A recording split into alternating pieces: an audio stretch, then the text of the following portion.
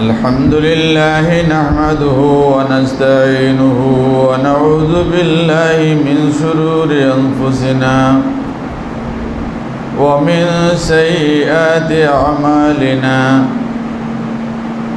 ومن يهده الله فلا مضل له ومن يضلل فلا هادي له ونشهد أن لا إله إلا الله وحده لا شريك له ونشهد أن محمدا عبده ورسوله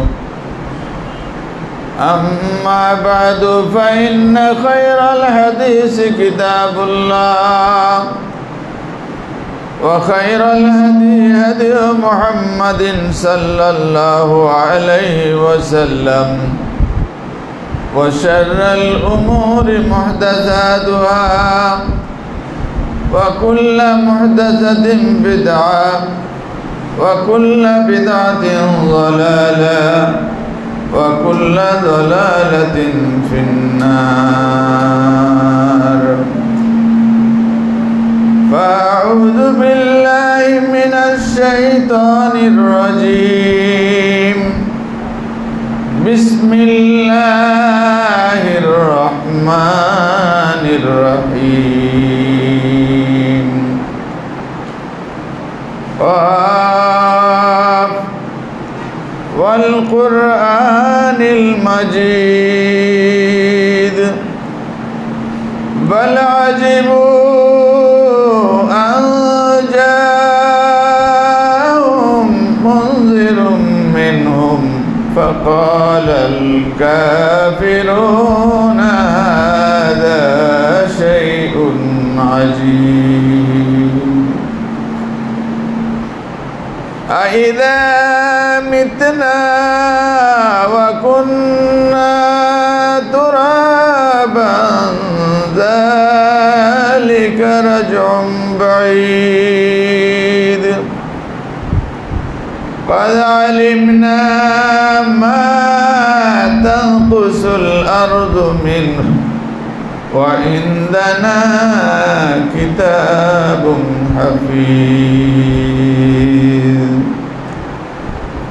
بل كذبوا بالحق لما جاءهم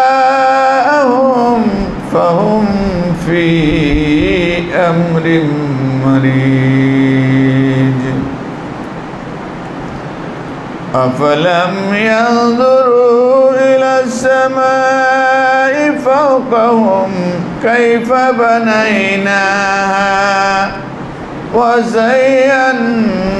وزيناها وما لها من فروج والأرض مددناها وألقينا فيها رواسي وأنبتنا فيها من كل زوج بهيج تبصرة وذكرى لكل عبد منيب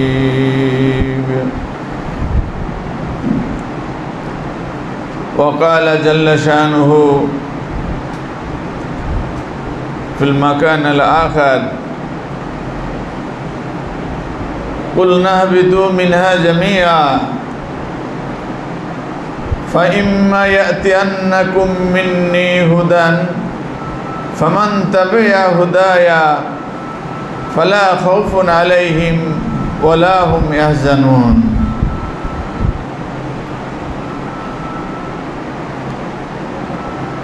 আলহামদুলিল্লাহ ওয়াসসালাতু ওয়াসসালামু আলা রাসূলিল্লাহ। আল্লাহ রাব্বুল আলামিনের অগণিত অসীমিত গুণগান সিফতসানা যে মহান রাব্বুল আলামিন দয়া পরবশ হয়ে আমাদেরকে তার বন্দেগী করার তৌফিক এনায়েত করে মেহেরবানি করেছেন। বলেন আলহামদুলিল্লাহ।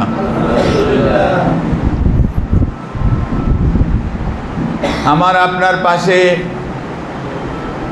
শত সহস্র ভাই ও বন্ধুগণ আছেন যাদের অনেক সুযোগ সুবিধা থাকার পরেও আল্লাহ রাব্বুল আলামিনের বন্দেগীতে, আল্লাহ রাব্বুল আলামিনের ইবাদতে নিজের জীবন অতিবাহিত করার সুযোগ হচ্ছে না। সেখান থেকে আপনাকে আমাকে বাছাই করে তার আখিরি নবী হযরত মুহাম্মদ মুস্তাফা আহমদ মুস্তাফা সাল্লাল্লাহু আলাইহি সাল্লামের উম্মত হয়ে এই দুনিয়ায় বসবাস করার তৌফিক এনায়েত করেছেন। আরেকবার বলেন আলহামদুলিল্লাহ। আখিরি নবী হযরত মুহাম্মদ মুস্তাফা আহমদ মুস্তাফা সাল্লাল্লাহু আলাইহি সাল্লামের উপর শত কোটি দরুদ ও সালাম, যিনি তার জীবনের সবটুকু উজাড় করে দিয়ে, তার জীবনকে উৎসর্গ করে দিয়ে এই দুনিয়ার সমস্ত জনপদের মানুষকে শান্তিতে বসবাস করার এবং মৃত্যুর পরে শান্তি লাভ করার, জাহান্নাম থেকে মুক্তি দিয়ে জান্নাতে যাওয়ার সুযোগ করে দিয়ে, হেদায়েতের রাস্তা দেখিয়ে দিয়ে আমাদেরকে কৃতার্থ করেছেন। সেই নবীর উপর দরুদ ও সালাম সবাই বলেন আল্লাহুম্মা আমিন। সবাই বলেন আল্লাহুম্মা সাল্লি আলাইহি, আল্লাহুম্মা বারিক আলাইহি। সম্মানিত দিন দরদি ভাই ও বন্ধুগণ, মুরব্বিয়ান, মাইকে আওয়াজ শুনতে পাচ্ছেন, সুপ্রিয় মা ও বোনেরা, আপনাদের সবাইকে আজকের এই জুমার সংক্ষিপ্ত খুতবায় স্বাগত জানাচ্ছি। আমরা আজকে একটা অতি গুরুত্বপূর্ণ বিষয় নিয়ে কথা বলবো। সেটা হলো আমাদের আদি পিতা হযরত আদম আলাইহিস সালাম, তিনি যে কারণে হোক জান্নাত ছেড়ে দুনিয়ায় যখন পা রাখলেন, এই দুনিয়ায় যখন তাকে আসতে হলো, তখন তাকে এই প্রমিস দেওয়া হয়েছে যে যে জান্নাতে আমি তোমাকে দিয়েছিলাম, এই জান্নাত থেকে বিশেষ কারণে তুমি বহিষ্ক্রান্ত হচ্ছ, তবে আমি আল্লাহ রাব্বুল আলামিন তোমার উপরে দয়াপরবশ হয়ে বলছি যে এই জান্নাত আবার তুমি উত্তরাধিকার সূত্রে প্রাপ্ত হবা। বলেন আলহামদুলিল্লাহ। তুমি এবং তোমার সন্তানরা এই জান্নাতে আবার সুযোগ পাবে। তো সেই ঘোষণা দেওয়ার সময় আল্লাহ রাব্বুল আলামিন সূরা বাকারায় এইভাবে ঘোষণা দিচ্ছেন, কুলনাহবিতু মিনহা জামিয়া। জামিয়া এই শব্দটার মানে হচ্ছে সকলেই। কুলনাহবিতু, এই ইহবিতু যে শব্দটা, এই শব্দটা বহু বচনে এসছে। আরবি ভাষায় 3টা বচন আছে, এক বচন, দ্বিবচন, বহু বচন। আমাদের বাংলা ইংরেজিতে বচন 2টা, এক বচন, বহু বচন। তো কুলনাহবিতু যখন বলা হলো, তখনই এর অর্থ হলো যে তোমরা সবাই এখান থেকে নিষ্ক্রান্ত হও, নেমে যাও। তারপরে আবার জামিয়ান বলা হয়েছে। এই জামিয়ান বলে এটাকে তাকিদ করা হয়েছে এইভাবে যে তুমি এবং তোমার সন্তানাদি যারাই আছে এবং যারাই আসবে সবাই এখান থেকে বহিষ্কার হচ্ছ। তবে এরপরে আরবি ভাষায় ফা ব্যবহার করা হচ্ছে, তবে ফা ইম্মা ইয়াতিয়ান্নাকুম মিন্নি হুদান, তোমরা এখান থেকে চলে যাও। যেই ভুলের কারণে তোমাদের এই অপদস্থ হতে হলো, এই ভুল যাতে না হয় আমি তার ব্যবস্থা করব, তোমরা এখান থেকে চলে যাও। ফাইম্মা ইয়াতিয়ান্নাকুম মিন্নি, আমার পক্ষ থেকে তোমাদের কাছে হেদায়েত আসতে থাকবে। আল্লাহ রাব্বুল আলামিন নিজে দায়িত্ব নিচ্ছেন যে তোমরা দুনিয়ায় চলে যাও, তোমাদের কাছে আমার পক্ষ থেকে সময়ে সময়ে হেদায়েত আসতে থাকবে। নবী পাঠাবো, কিতাব পাঠাবো। নবী এবং কিতাব যদি তোমাদের কাছে না পৌঁছে এমন যদি হয়, তাহলে তোমার কাছে আমি যে বিবেক দিয়েছি এই বিবেকের এলেমের উপরে, জ্ঞানের উপরে তোমার বিচার হবে। কিতাব পৌঁছলে কিতাবের উপরে বিচার হবে, নবী পৌঁছলে নবীর উপরে বিচার হবে। যদি কিতাব ও নবী কেউ না পায়, তার কাছে এই সংবাদ না পৌঁছে, তাহলে আমি তাকে যে বিবেক দিয়েছি এই বিবেক দিয়ে নিজের উপরে চিন্তা করলে, দুনিয়ার দিকে তাকাইলে সে আপাতত বুঝতে পারবে যে দুনিয়ায় এমনি এমনি চলছে না, কেউ না কেউ চালাচ্ছে। এইটুক চিন্তা যে করে, ওই চিন্তার উপরে তার বিচার হবে। ফাইম্মা ইয়াতিয়ান্নাকুম মিন্নি হুদান, আমার কাছে হেদায়েত চলে আসলো। ফামান তাবিয়া হুদায়া, হেদায়েত আসার পরে এই ভুল সংশোধন হবে। এই রকম জ্ঞান ও তথ্য পাওয়ার পরে মান তাবিয়া, যারা তার অনুসরণ করবে, মেনে নিবে, তাদের ব্যাপারে আমি আল্লাহ অগ্রিম ঘোষণা দিচ্ছি, ফালা খাউফুন আলাইহিম ওয়ালা হুম ইয়াহজানুন। যেই দিন ছেড়ে আসতেছে, যে দুনিয়া ছেড়ে আসতেছে, এ নিয়েও তার কোনো বদারেশন থাকবে না, এ নিয়েও তার কোনো দুশ্চিন্তা থাকবে না। ওয়ালা খাউফুন, যেই জীবন সামনে আসতেছে, কবর থেকে শুরু হয়ে কিয়ামত হয়ে যাবে যখন, এ টোটাল এই জিন্দেগিতে তার কোনো ভয় ভীতি সন্ত্রস্ত হতে হবে না। বলেন সুবহানাল্লাহ। তবে যারা এ হেদায়েত পাইল, পাওয়ার পরে যদি তা না মানে, তা পালন না করে, উলাইকা আসহাবুন নার হুম ফিহা খালিদুন, তাদের ব্যাপারে চূড়ান্ত ঘোষণা আমি দিচ্ছি। আল্লাহ রাব্বুল আলামিন বলছেন তারা চিরস্থায়ী জাহান্নাম অধিবাসী হয়ে যাবে। যে দুনিয়া ছেড়ে আসবে তার জন্য চিন্তা, যেই দুনিয়ার আসতেছে আখিরাতের জিন্দেগিতে, তাতেও তার ভয়ের শেষ থাকবে না, চিরস্থায়ী হিসাবে তারা জাহান্নামে চলে যাবে। বলেন নাউজুবিল্লাহি মিন যালিক।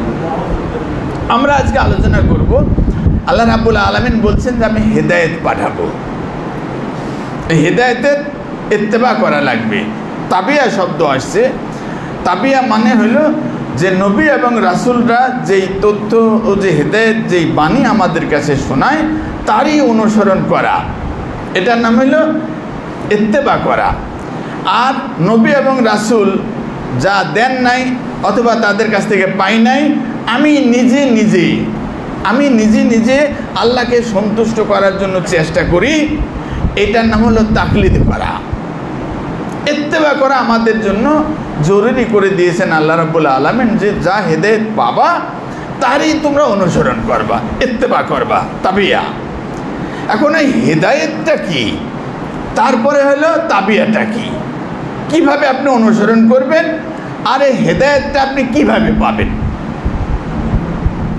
আদম আলাইহিস সালাম থেকে এই পর্যন্ত আখিরি নবী পর্যন্ত যে সিলসিলা শুরু হয়েছিল, সেটা ছিল এরকম যে নবী প্রেজেন্ট আছেন, নবী উপস্থিত আছেন, তার কাছে কিতাব আছে অথবা নাই, তিনি যে কোনো সময়ে যে কোনো সমস্যায় আপনার সামনে দাঁড়িয়ে গেছে, উম্মতকে সংশোধন করেছে, উম্মতকে সতর্কবাণী দিয়েছে, উম্মতকে জাহান্নামের ভয় দেখিয়েছে, জান্নাতের সুসংবাদ দিয়ে জান্নাতি করার জন্য, দুনিয়ার বিপদ ও আখিরাতের জাহান্নাম থেকে মুক্তি দেওয়ার জন্য তাদেরকে পথ দেখিয়ে গেছে। আখিরি নবী হযরত মুহাম্মদ মুস্তাফা সাল্লাল্লাহু আলাইহি সাল্লাম যখন আসলেন, তখন একই সাথে দুইটা জিনিস আমাদের কাছ থেকে চলে গেল। একটা হইল যে সময়ে সময়ে নবী এসে যে মানুষের এই উপকারটা করতেন, হেদায়েতের বাণীটা দিতেন, এটা টোটালি অফ হয়ে গেল। কারণ তিনি খাতামুন নবীন, দুনিয়াতে যত নবী আসেন সমস্ত নবীর সর্বশেষ নবী হিসেবে তাকে পাঠানো হয়েছে। বলেন সুবহানাল্লাহ। তিনি সর্বশেষ হওয়ার কারণে কিতাবের মাধ্যমে যে হেদায়েত আমাদের প্রাপ্ত হবার কথা ছিল সেটাও তার কাছে যেটা আসছে এরপরে আর কোনো কিতাব আসার সুযোগ থাকলো না। সুতরাং আমাদের জন্য এই হেদায়েতটা কি, আমরা এই হেদায়েতটা পাবো কিভাবে, এই হেদায়েত লাভের উপায় এবং এই হেদায়েত লাভ করলে আপনার দুনিয়ায় উপকার কি হবে, আখিরাতে কি সফলতা হবে, সেটার উপরে কিছু আলোচনা করবে ইনশাআল্লাহ। হেদায়েত আল্লাহ রাব্বুল আলামিন একবারে সূরা বাকারার শুরুতে বলতেছেন, আলিফ লাম মিম যালিকাল কিতাব লা রাইবা ফিহি হুদাল লিল মুত্তাকিন, যে এই কিতাব তোমাদের কাছে যাচ্ছে, পাঠালাম এ আল কোরআন, যালিকাল কিতাব লা রাইবা ফিহি, এ সেই মহান কিতাব যার মধ্যে কোনো সন্দেহ করবার সুযোগ কখনো হবে না। মিথ্যা আরোপ করবা তো দূরে থাক, সন্দেহ ঢুকানোরও সুয়ের ছিদ্রি পাওয়া যাবে না এই জায়গায়। আর এটা হবে হুদাল লিল মুত্তাকিন, যারা মুত্তাকি বান্দা হবে তাদের জন্য ডাইরেক্ট হেদায়েতের রাস্তা খুলে দিবে। বলেন সুবহানাল্লাহ। মুত্তাকিদের জন্য হেদায়েতের রাস্তা, এর পারফেকশনটা হলো এইরকম যে যারা এই হেদায়েত নিতে চায়, যারা হেদায়েত গ্রহণ করতে চায়, নবী আসলো নবীকে মানতে চায়, কিতাব আসলো কিতাবকে অনুসরণ করতে চায়, এই মনোবৃত্তি যার ভিতরে তৈরি হয়েছে তার নাম হলো মুত্তাকি। আল্লাহ রাব্বুল আলামিন সূরা কাফের শেষে যে বলছেন, আল্লাহ রাব্বুল আলামিন রাসূল সাল্লাল্লাহু আলাইহি ওয়াসাল্লামকে বলছেন যে তুমি আমার এই কিতাব দিয়ে তাদেরকে সতর্ক করো যারা আমার আযাবকে ভয় করে, যারা আমাকে ভয় পায়, যারা কিয়ামতকে ভয় পায়, তাদেরকে তুমি এই কোরআন দিয়ে হেদায়েত করো। তাহলে কোরআনের হেদায়েত এই জিনিসটা পাবার মতন উপযোগিতা লাগবে। সেই উপযোগিতাটা হইল যে আমরা যারা মানুষ আছি, আমার এই মনোবৃত্তির ভিতরে দুইটা পরস্পর জিনিস আছে, একটা হলো পশু বৃত্তি, আরেকটা হলো মানবিক বৃত্তি। সুকোমল মনোবৃত্তি এই যাদের জাগ্রত হয়, জেগে উঠে, আল্লাহ রাব্বুল আলামিন তৌফিক এনায়েত করলে সেই সুযোগটা হয়। এই জন্য আল্লাহ রাব্বুল আলামিন অন্য জায়গায় বলছেন ইউযিল্লু মাইয়াশা ওয়া ইয়াহদি মাইয়াশা। আল্লাহ রাব্বুল আলামিন এই কোরআন দিয়ে দিয়েছেন, এই কোরআন দিয়ে আল্লাহ যাকে চান তাকে তিনি হেদায়েত দিতে পারেন। আল্লাহ যাকে চান সে হেদায়েত থেকে দূরে রয়ে যাবে। আল্লাহ যাকে চান হেদায়েত থেকে দূরে রয়ে যাবে, সে কে? সে হলো যে এই কোরআন তার সামনে আসলো, এ নবী তার সামনে দাঁড়ালো, সেখানে সে কোরআন নবীকে অবজ্ঞা ভরে, ঘৃণা ভরে দূরে ঠেলে দিল, চোখ ফিরিয়ে নিল, মন ফিরিয়ে নিল। এই অহংকারী যেই ব্যক্তি হবে সেই ব্যক্তির নসিবে হেদায়েত হবে না। মানে হেদায়েত লাভ করব, এই হেদায়েত যদি আপনি লাভ করেন তাহলে আল্লাহ রাব্বুল আলামিনের ভালোবাসা পাবেন। আল্লাহ রাব্বুল আলামিন তাকে ভালোবাসবে দুনিয়ায়, ভালোবাসবে আখিরাতে। আল্লাহ রাব্বুল আলামিনের প্রশংসা ও ভালোবাসা যেই লোকেরা প্রাপ্ত হবে তারা হলো ফালা খাউফুন আলাইহিম ওয়ালা হুম ইয়াহজানুন, তাদের কোনো দুশ্চিন্তাও থাকবে না, তাদের কোনো ভয় ভীতি থাকবে না। আল্লাহ রাব্বুল আলামিন নিজে বিনা হিসেবে তাদেরকে জান্নাতে প্রবেশ করাবেন। বলেন সুবহানাল্লাহ। এখন ইবাদত এটা কবুল হইতে হবে, হেদায়েত নসিব হইতে হবে। হেদায়েত রাসূলুল্লাহ সাল্লাল্লাহু আলাইহি ওয়াসাল্লামকে অনেক সময় এমন দেখা গেছে যে খুব কাছের মানুষ, বারবার তার কাছে তিনি গেছেন, মনে হচ্ছে তিনি হেদায়েত কবুল করে ফেলবেন। তার আচার আচরণ ভাবাবেগ সব কিছু দেখে রাসূলুল্লাহ সাল্লাল্লাহু আলাইহি ওয়াসাল্লাম আশান্বিত হয়ে বেশি বেশি তার কাছে যাইতেন। তিনি হেদায়েত না নিলে মনক্ষুণ্ণ হয়ে যেতেন।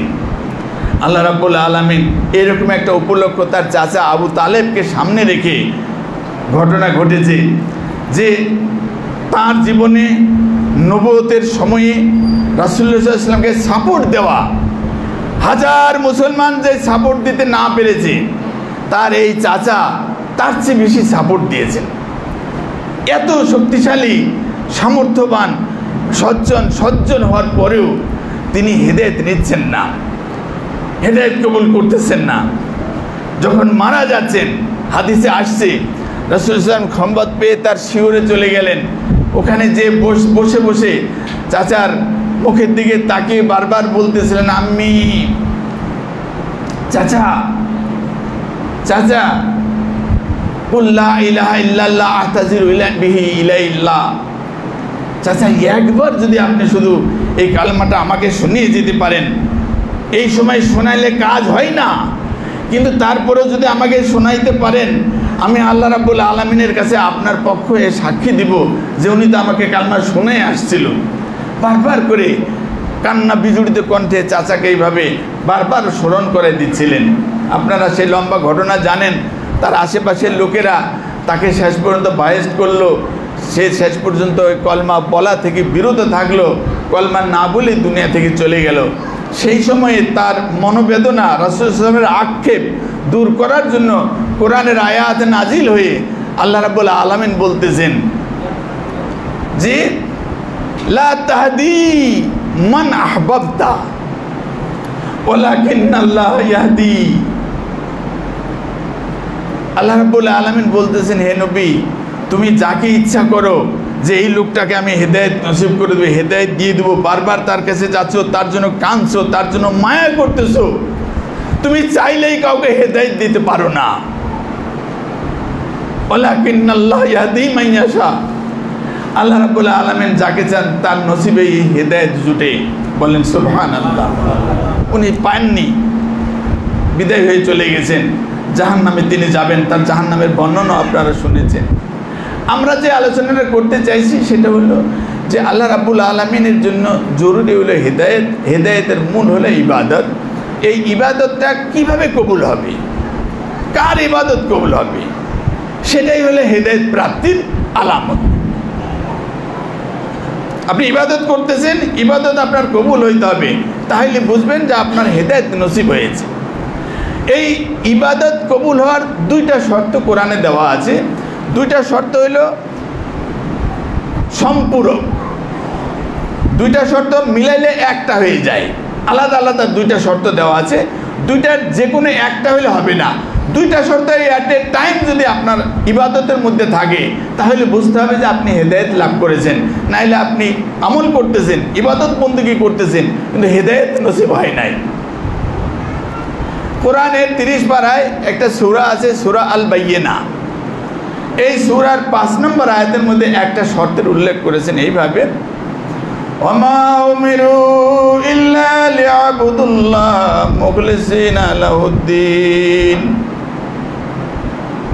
1 নম্বর শর্ত হলো যে তুমি জিন্দেগিতে যা কিছু করো সব তোমার ইবাদত হয়ে যাবে।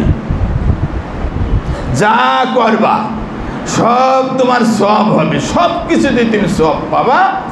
শর্ত যে সেই কাজটা তুমি আল্লাহ রাব্বুল আলামিনকে রাজি খুশি করার জন্য করতেছো, শুধু এইটা যদি থাকে। বলেন সুবহানাল্লাহ। তুমি নামাজ পড়তেছো, আল্লাহ রাব্বুল আলামিনকে রাজি খুশি করার জন্য সওয়াব পেয়ে যাবা। তুমি বাজারে যাচ্ছ, আল্লাহ রাব্বুল আলামিনকে রাজি খুশি করার জন্য সওয়াব পেয়ে যাবা। ঘুমাইতে গেলা, তুমি বললা আল্লাহুম্মা বিইসমিকা আমুতু ওয়া আহইয়া, তুমি সারা রাত ঘুমিয়ে থাকলা, ইবাদতের সওয়াব তোমার খাতায় লেখা হতে থাকবে। বলেন সুবহানাল্লাহ। ঘুমাবেন তো আপনার শারীরিক প্রয়োজনে, শারীরিক ক্লান্ত আছেন, ব্যস্ত আছেন, আপনার শরীর ঘুম যাচ্ছে, চোখ মিটিমিটি করে বন্ধ হয়ে যাচ্ছে, আপনার প্রয়োজনে আপনাকে ঘুমাইতে হবে। কিন্তু আল্লাহ রাব্বুল আলামিন আপনাকে বলছেন যে তুমি যে ঘুমাইলা, এই ঘুমটাও তোমার ইবাদত হয়ে যাবে। বলেন সুবহানাল্লাহ। কখন? যখন তুমি এই ঘুমটা আল্লাহ রাব্বুল আলামিনকে রাজি খুশি করার নিয়তে করতেছো। আবার সকালবেলা উঠলা, এই উঠে তুমি আল্লাহ রাব্বুল আলামিনের কাছে বললা আলহামদুলিল্লাহ যে আহিয়ানা বাদা মা আমাতানা ওয়া ইলাইহিন নুশুর, এই দোয়া পড়ে ফেললা।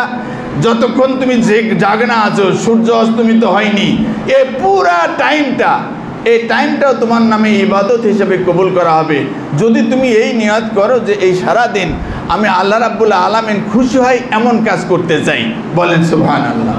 তো আল্লাহ রাব্বুল আলামিন বলছেন যে তোমার জিন্দেগির যা কিছু আছে ইভেন তুমি বাথরুম করতেছো, এ বাথরুম তোমার শারীরিক প্রয়োজনে, দৈহিক প্রয়োজনে তোমাকে করা লাগবে, তুমিও করো, কাফেরও করে, মুশরিকও করে, সবার এই কাজ করা লাগে।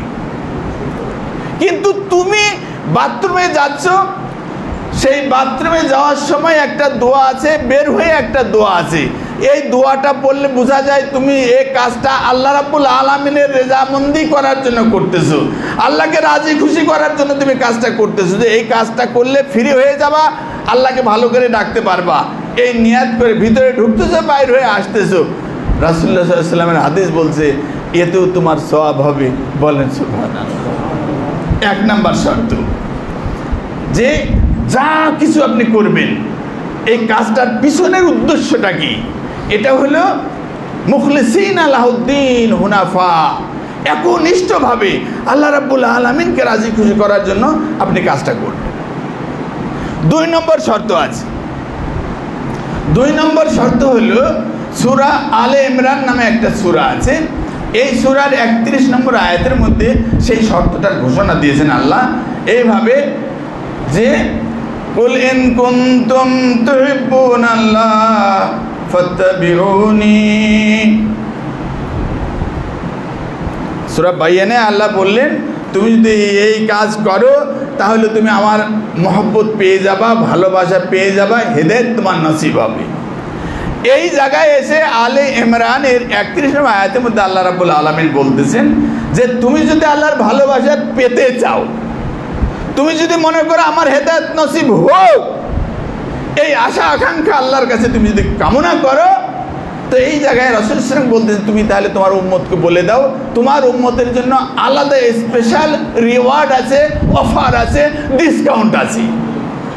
সেটা হলো যে শুধু একটা কাজ তোমার করা লাগবে, কুল ইন কুনতুম তুহিব্বুনাল্লাহ, আল্লাহর ভালোবাসা তুমি পেতে চাও, হেদায়েত পেতে চাও, একটা কাজ করা লাগবে, ফাত্তাবিউনি, আমি নবীর তুমি ইত্তেবা করে যাবা। বলেন সুবহানাল্লাহ। আমি নবী কাজটা যেইভাবে করছি, যেইভাবে বলেছি, যেইভাবে দেখাইছি, ঠিক সেইভাবে তুমি যদি কাজটা করো, আর ওই শর্তটা যদি তোমার সামনে থাকে, এই দুইটা একসাথে যদি হয়, তাহলে বুঝতে হবে আল্লাহ আপনার কপালে হেদায়েত নসিব করেছেন। বলে সুবহানাল্লাহ। আর যদি এই দুইটার যে কোনো একটা বাদ যায়, তাহলে আপনি ইসলামের সকল কাজই করবেন, কিন্তু বুঝবেন, নিশ্চিত হইতে পারেন যে হেদায়েত আপনার নসিব হয়নি। আর যদি হেদায়েত নসিব না হয়, তাহলে এই দুনিয়ার জন্য আপনার যেরকম দুশ্চিন্তা থাকবে চলে যাওয়ার পরে, আর পরও যে কাল আসতেছে কবর থেকে নিয়ে কিয়ামত পর্যন্ত, হিসাব নিকাশ পর্যন্ত, জান্নাত জাহান্নাম পর্যন্ত, সেখানে আপনার ভীতি সঞ্চারের সন্ত্রস্ত সারা পথে পথে ঘাটে ঘাটে বিপদ আর বিপদ সংকুল রাস্তা পার হইতে হবে। এই দুটা জিনিস এক থাকতে হবে, যদি না থাকে, একটা আছে আরেকটা নাই, তাহলে হেদায়েত নাই। দুটা উদাহরণ দিয়ে আমরা শেষ করব। আপনি সকল কাজ করতেছেন নবীর দেখানো নিয়মে, নবী যেভাবে নামাজ পড়েছে আপনি সেভাবে পড়তেছেন, নবী যেভাবে রোজা রাখছে আপনি সেভাবে রোজা রাখতেছেন, নবী যেভাবে হেঁটে যেত আপনি সেভাবে হাঁটতেছেন, নবী যেভাবে তাকাইতো সেভাবে তাকাচ্ছেন, নবী যেভাবে বসতো আপনি সেইভাবেই বসছেন, নবী যেভাবে খাইতো সেভাবে খাচ্ছেন, নবী যেভাবে সালাম দিত আপনি সেইভাবেই সালাম দিচ্ছেন। টোটাল প্রোগ্রাম একবারে নবীর 16 আনা ইত্তেবা করতেছেন। কিন্তু সেখানে আল্লাহ রাব্বুল আলামিনকে রাজি খুশি করানোর যেই টার্গেটটা, ওখানে ফেল করে গেছেন। সেরকম একটা ঘটনা কোরআনের আল মুনাফিকুন নামে একটা সূরা আছে। এই সূরার প্রথম যে আয়াতটা আছে, সেখানে লম্বা প্রসঙ্গ আমি সংক্ষেপে বলবো।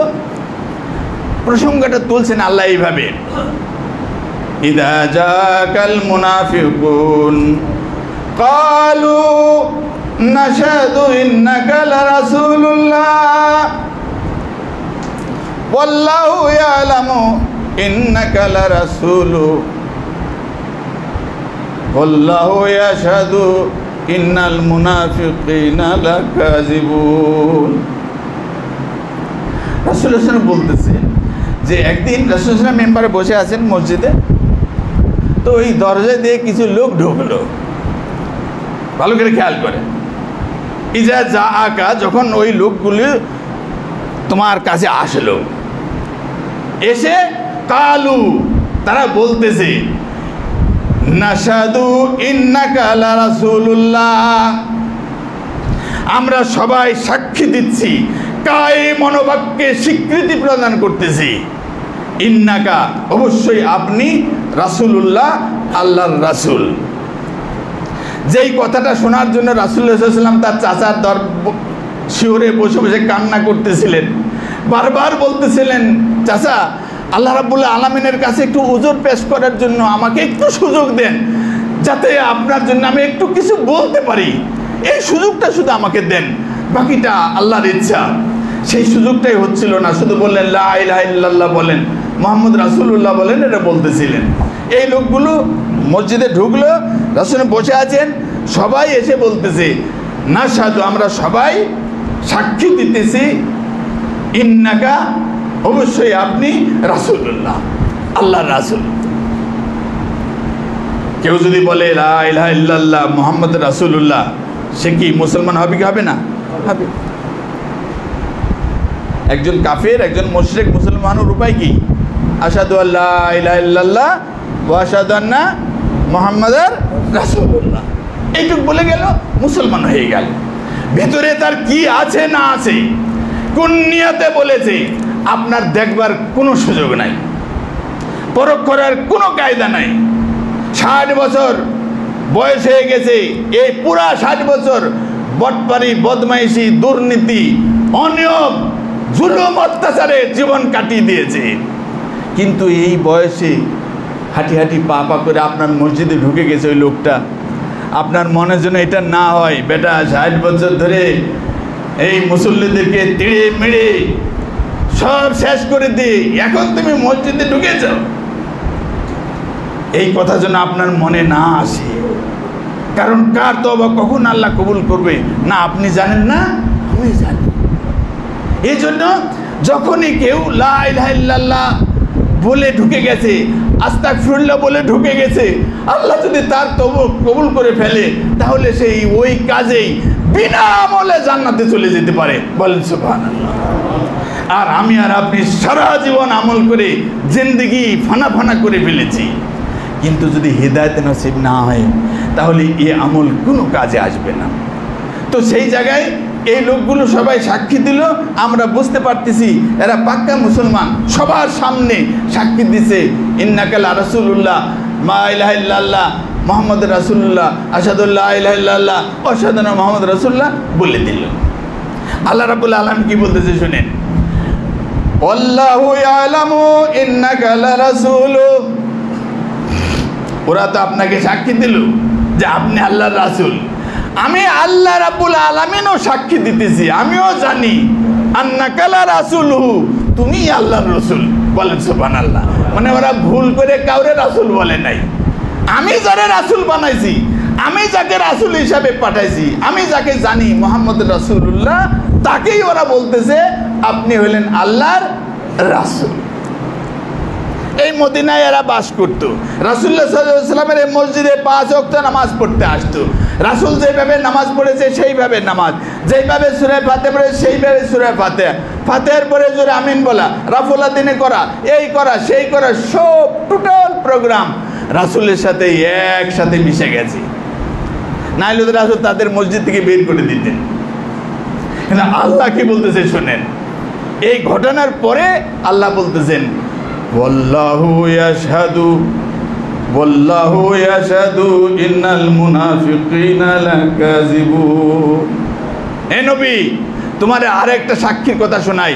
আমি সাক্ষী দিচ্ছি তুমি আল্লাহর রাসূল, আমি এও সাক্ষী দিতেছি যেই লোকগুলো তোমার সামনে এসে বলল তুমি আল্লাহর রাসূল, এরা কিন্তু মিথ্যাবাদী, মুখ দিয়ে যা বলে মনের ভিতরে সেইটা নাই।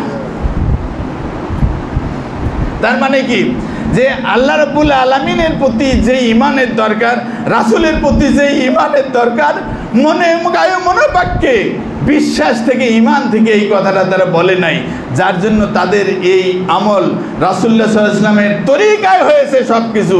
তারপরে আল্লাহ রাব্বুল আলামিন বলতেছেন এরা মুনাফিক, ফিদ্দারকালিল আসফালি মিনান নার, কাল কিয়ামতের দিন জাহান্নামে যত মানুষকে আমি পাঠাবো তার মধ্যে সবচেয়ে নিকৃষ্টতম যে জাহান্নামের হবে তাদেরও তলদেশে অবস্থান হবে এই মুনাফিকের। বলেন নাউজুবিল্লাহ।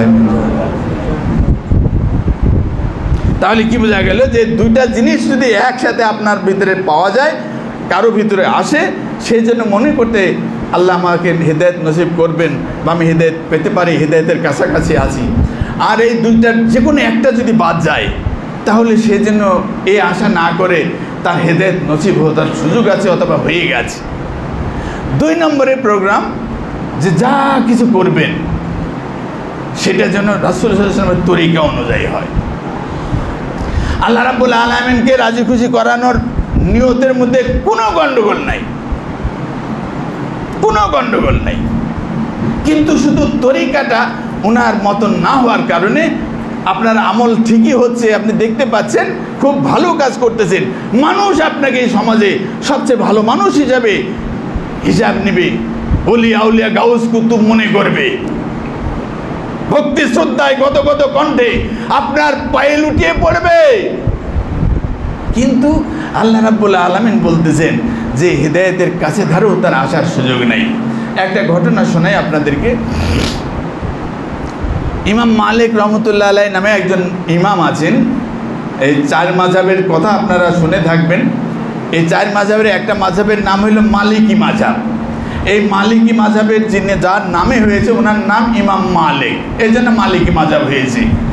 শাফি, ইমাম মালিক, হানাফি, এরকম ইমামের নামে নামে মাযহাবগুলো হয়েছে। তো এই বড় ইমাম, এত বড় ইমাম যে ইনার একজন ছাত্র, ওনার নাম ইমাম শাফি। এই শাফি ছাত্র, তার নামে একটা মাযহাব হয়ে গেছে। এই শাফির যে ছাত্র, ইমাম মালিকের নাতি ছাত্র আহমদ বিন হাম্বল, তার নামেও একটা মাযহাব হয়ে গেছে, হাম্বলি মাযহাব।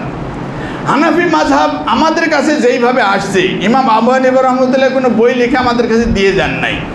তার 2 জন শাগরেদ ছিল, আবু ইউসুফ, ইনি প্রধান বিচারপতি ছিলেন, ওনার কাছ থেকেও আবু হানিফার ফেকার কোনো বই আমরা পাই নাই।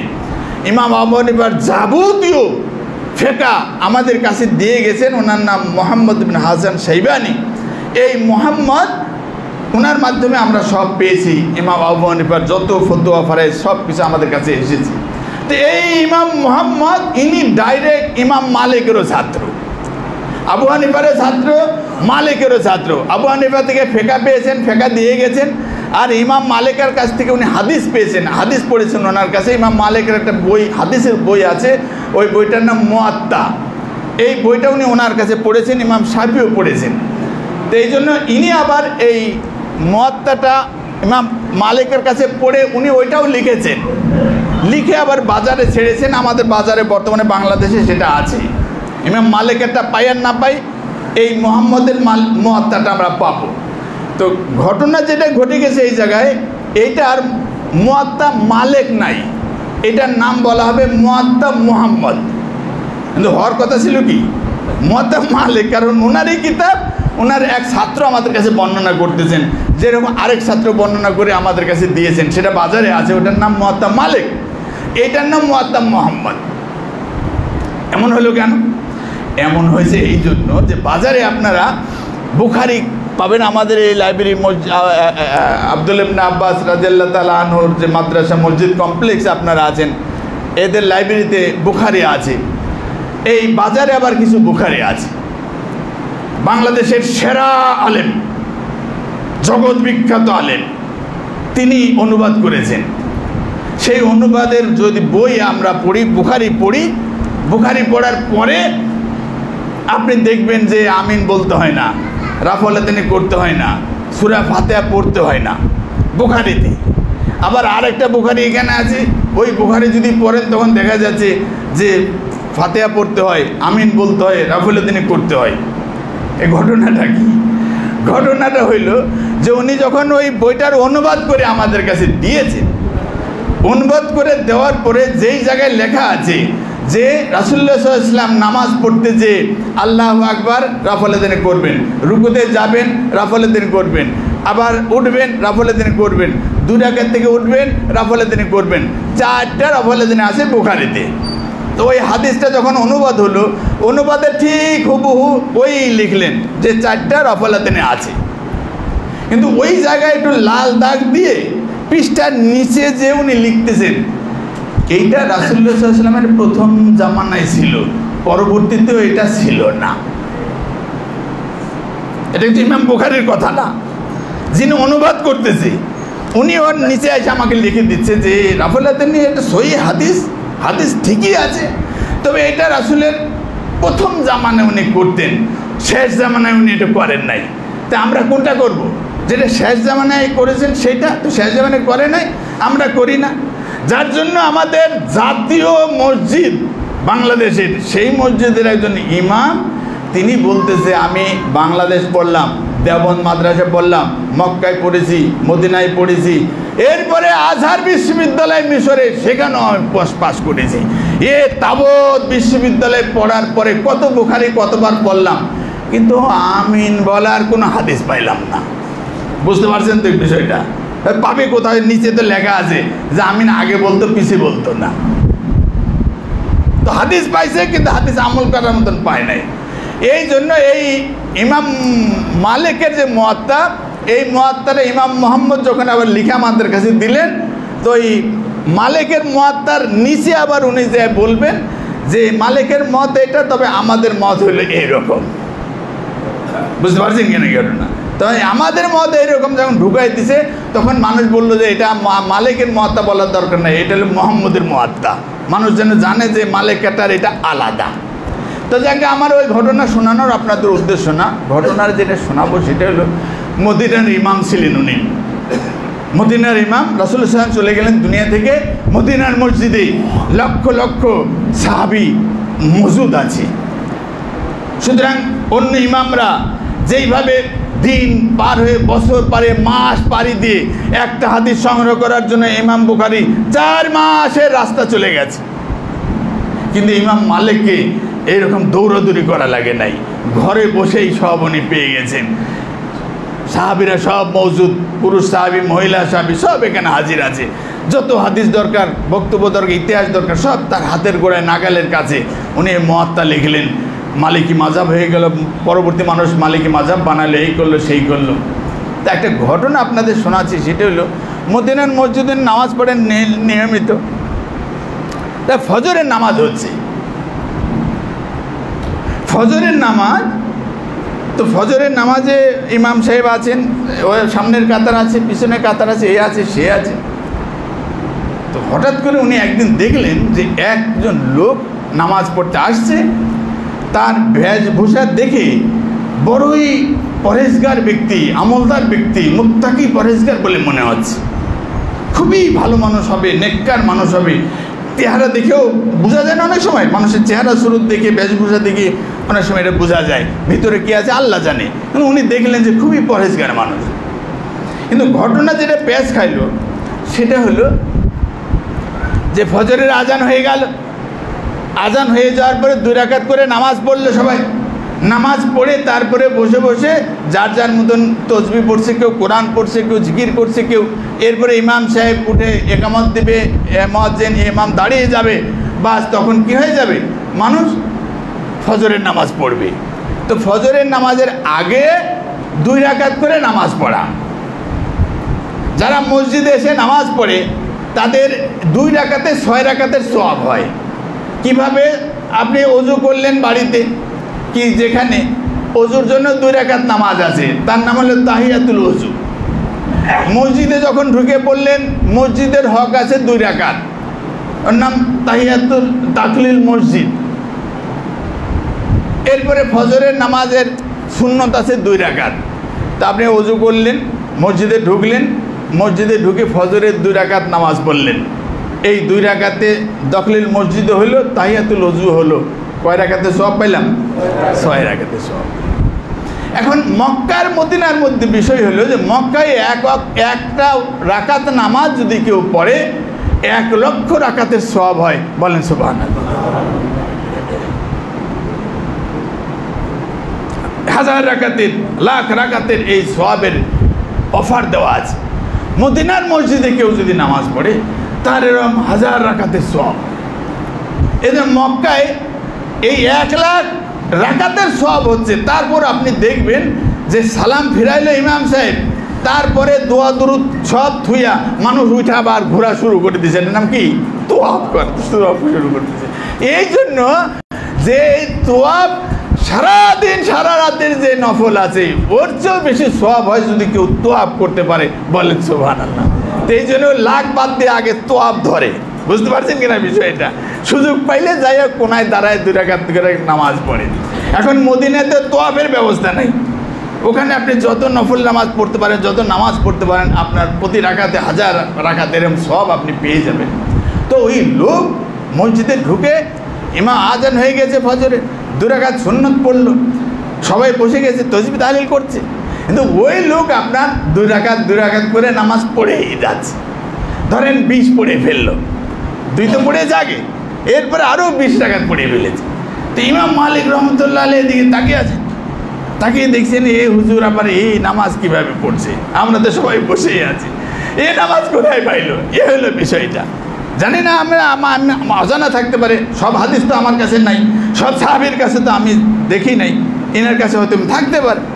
তো এরপরে ওনাকে বললেন আল্লাহ মাকানিক আলা রিসলিক, বিভিন্ন শব্দ আছে, হুজুর আপনার সাথে একটু কথা, সালাম মুসাফা আমার আছে, আপনার সাথে একটু কথা আছে, একটু কথা শুনে যাবেন, নামাজের পরে একটু বসে যাবেন, যেভাবে আপনারা বলেন আর কি, তো এভাবে বসতে পারেন, একটু বসে যায়। তো লোক বসে গেছে। বসার পরে ইমাম মালিক তাকে বলতেছেন যে আমরা সবাই 2 রাকাত করে নামাজ পড়ে বসে আছি, তাসবিহ পড়ি কি, কোরআন পড়ি কি, জিকির করি, এরপরে ইমাম সাহেবের সাথে উঠে ফজরের নামাজ আদায় করলাম, আপনি ওই 2 রাকাত পরে এই ফাঁকখানে আরও 20 রাকাত নামাজ পড়ে ফেললেন, ইয়ে ঘটনা কি, ইয়ে নামাজ কোথায় পাইলেন? এ হলো প্রশ্ন।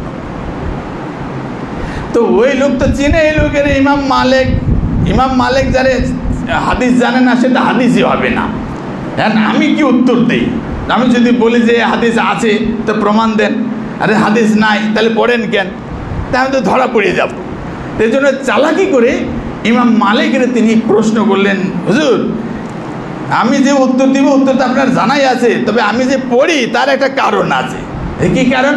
বলছে কারণটা জানাইতে হইলে আমার একটা প্রশ্ন আছে, এই প্রশ্নের একটু উত্তর জানা লাগে, আপনি আগে উত্তরটা দেন, এরপর আমি বলছি। তো সে বলো, তো বলছে যে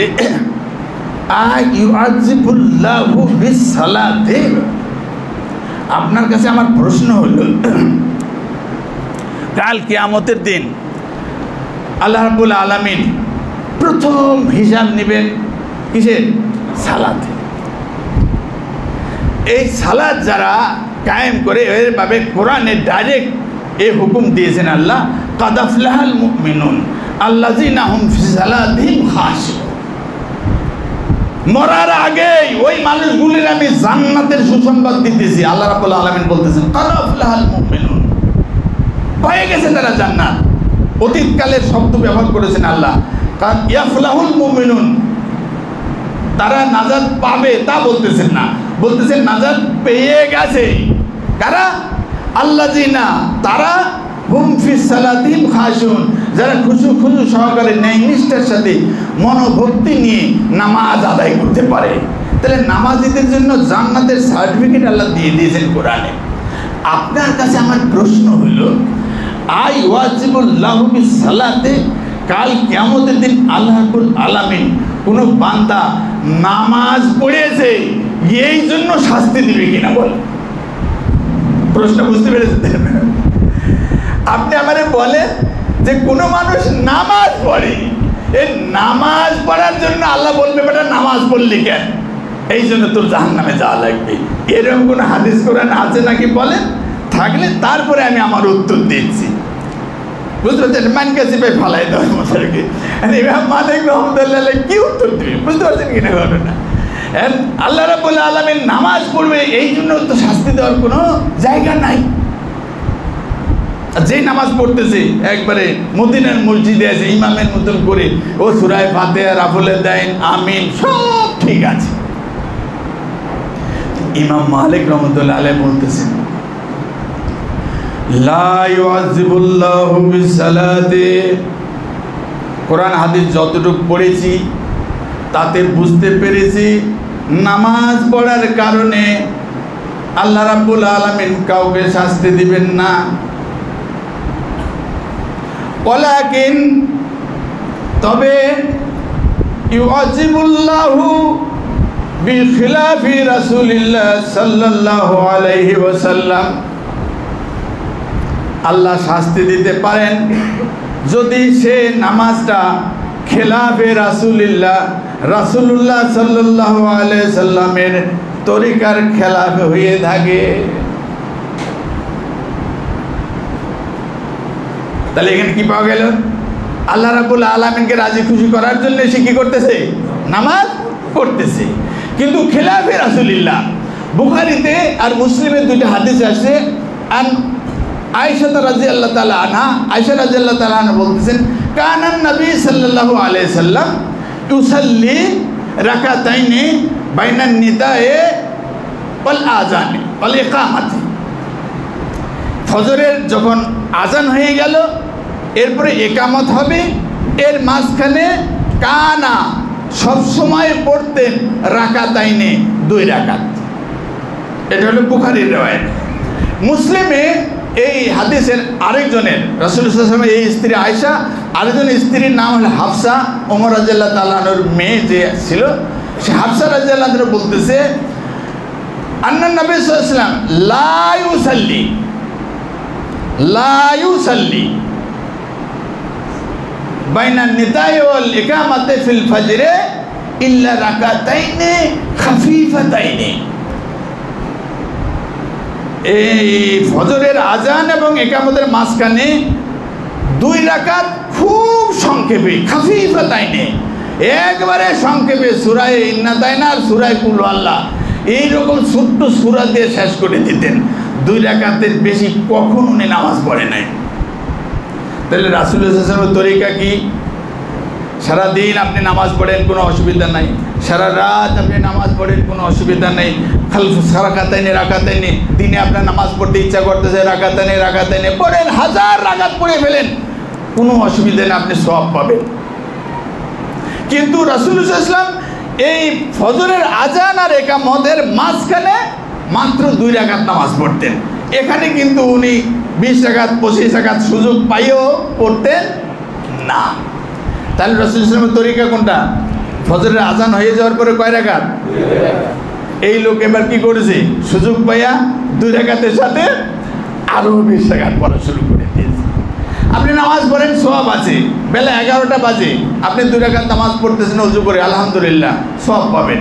এখন আপনি যদি বলেন বিররিল ওয়ালিদাইনে, বাবা আমার মারা গেছে দেখি নাই, মা আমার মারা গেছে দেখি নাই, এই দুনিয়া সংসারে আমার জন্য রেখে গেছে, কত সুখ শান্তিতে আছি, মা বাবার জন্য কিছুই করবার সুযোগ পাই নাই, বাবা মা শুনছি নামাজ পড়ে নাই, এই জন্য বাবার নিয়তে 2 রাকাত নামাজ পড়তেছি, নিয়ত বান্দা বানাইলেন। বুঝতে পারছেন কিনা বিষয়টা? 11টার সময় আপনি নামাজ পড়েন 2 রাকাত, কোনো অসুবিধা নেই। কিন্তু যখন বলতেছেন নাওয়াইতু আন উসাল্লি লিল্লাহি তাআলা রাকাতাইন নাফলিল্লাহি তাআলা বি আবি আও উম্মি, আমার মার নামে অথবা আমার বাবার নামে এই 2 রাকাত নামাজ পড়তে শুরু করে দিলাম, আল্লাহু আকবার, কাবাতে শরীফাতে আল্লাহু আকবার বলে ফেললেন, নামাজ পড়তেছে। তখন হলো যে এইরকম মামার নামে আল্লাহ রাসূল সাহাবীরা কেউ নামাজ পড়ছে কি পড়ে নাই? যদি থাকে পড়েন আপনি, যদি না থাকে তাহলে তরিকা কার? আপনার। তরিকাটা কার হলো? আপনার। কিন্তু কার তরিকা হইতে হবে? রাসূলুল্লাহ সাল্লাল্লাহু আলাইহি ওয়াসাল্লামের তরিকা হইতে হবে। সুতরাং এই 2টা জিনিস সম্পূরক। আল্লাহ রাব্বুল আলামিনের খুশি করতে হবে, সাথে সাথে রাসূলুল্লাহ সাল্লাল্লাহু আলাইহি ওয়াসাল্লামের তরিকা অনুসরণ করতে হবে। এই 2টা একসাথে হইলে আপনি হেদায়েত পেয়ে গেছেন, আলহামদুলিল্লাহ। আর 2টার যে কোনো একটা যদি বাদ যায় তাহলে আমল ঠিকই আছে, ইবাদত ঠিকই আছে, ইসলামের অনুযায়ী সব কিছু হচ্ছে, কিন্তু হেদায়েত নসিব হয়েছে এইটা মনে করার কোনো সুযোগ নাই। এই কোরআনের বর্ণনা। আল্লাহ রাব্বুল আলামিন আমাদের সবাইকে তার হেদায়েত নসিব করুন, বলেন আল্লাহুম্মা আমিন। আমাদের যাতে হেদায়েত আল্লাহ তৌফিক দেন, বলেন আল্লাহুম্মা আমিন। মা বোন যারা আছেন সবাই আমরা জন্য আল্লাহ রাব্বুল আলামিনের কাছে সব সময় হেদায়েতটা আল্লাহ রাব্বুল আলামিনকে চাই, যেটা সূরা ফাতিহা আপনি বারবার বলতেছেন, ইহদিনাস সিরাতাল মুস্তাকিম। আল্লাহুম্মা আমিন।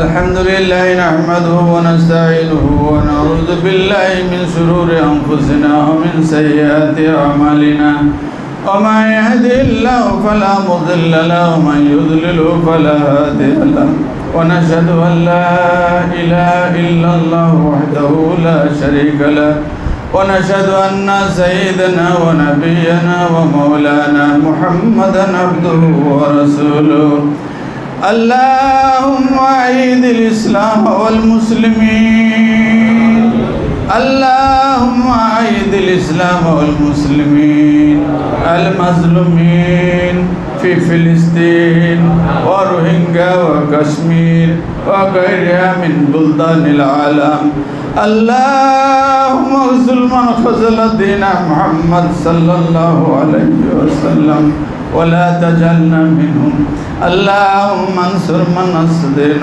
محمد صلى الله عليه وسلم واجعلنا فيهم اللهم أهلك الكفرة والفجرة والمبتدئة والمشركين واليهود النصارى والظالمين الغاصبين في بلدان العالم كله يا رب العالمين يا شافي الأمراض واشف مرضانا ومرضى المسلمين يا حلل المشكلات حلل مشكلاتنا ومشكلات المسلمين يا دافع البليات ادفع بلياتنا وبليات المسلمين اللهم صل على محمد وعلى آل محمد اللهم صل على محمد وعلى آل محمد